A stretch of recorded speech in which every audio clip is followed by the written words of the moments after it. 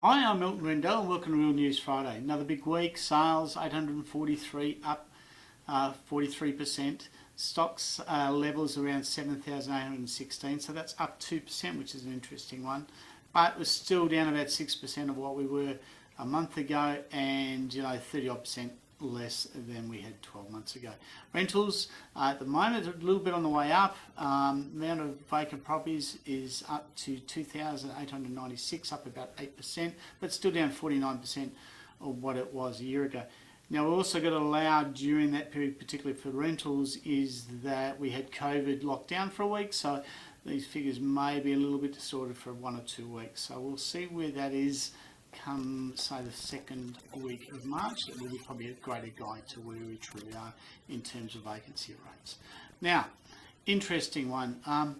For the landlords, and this is a discussion I was having with some of the staff the other day, the amount of landlords. So this is a little tip for the landlords out there. One of the things that the biggest conversation we have with real estate agents is concerning maintenance on properties.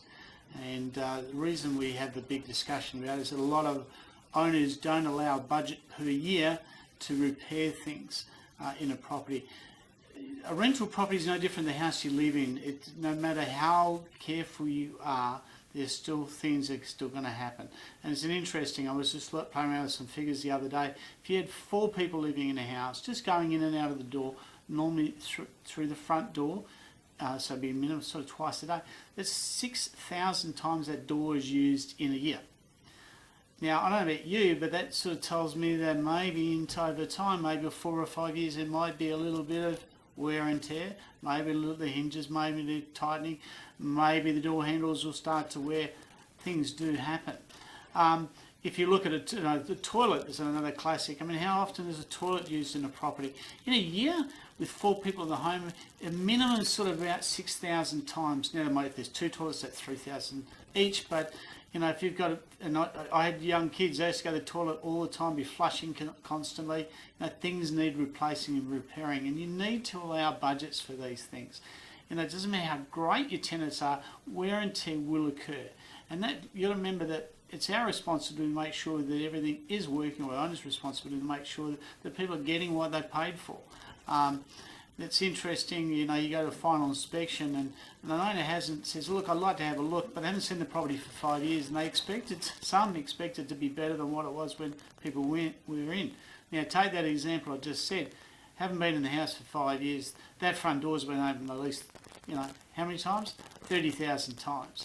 How often has the carpet been walked into the lounge room? Now, the average lounge room is probably 10 to 15,000 times a year. It's walked upon with people going in and out. Is that you? Watch my kids that go in, go out, go in, go out, go in, go out. Let's go get a drink, Dad. We're going to come in, spoil it, all that sort of stuff.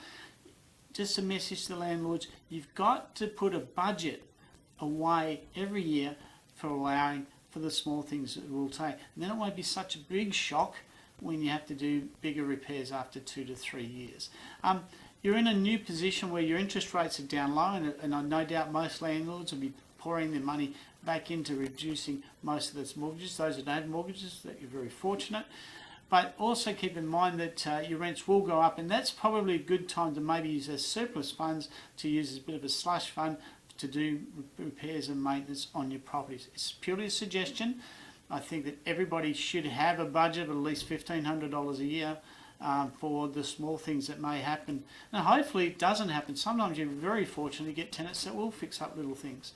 But on the flip side of it, you've got to understand, as an owner, you need to budget for it. That's just my tip for this week. If you want to know anything about real estate or know what's happening within our group, check out realestateplus.com.au.